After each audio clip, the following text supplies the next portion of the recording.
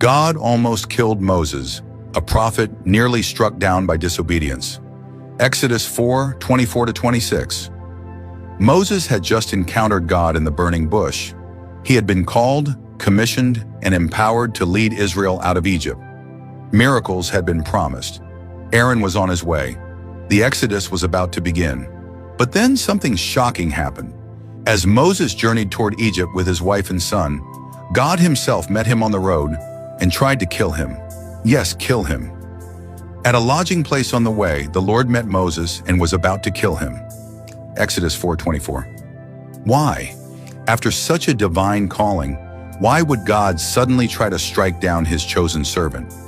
The answer lay in a simple act of obedience that Moses had neglected.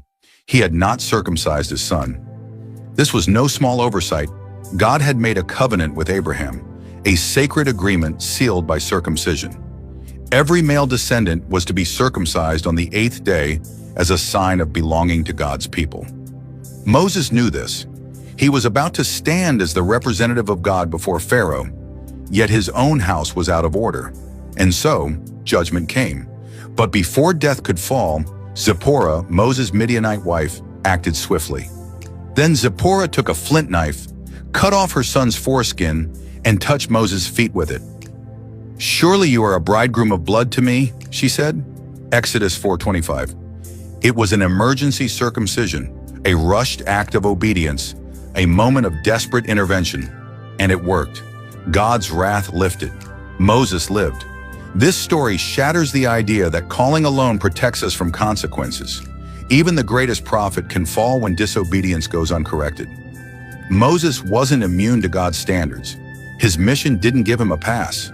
God requires holiness, especially from those who lead in his name. And sometimes the people around us, like Zipporah, are the ones who stand in the gap when we falter. Moses' failure wasn't public, but it nearly cost him everything. God sees the hidden corners of our lives. He calls us to align both our public ministry and private obedience.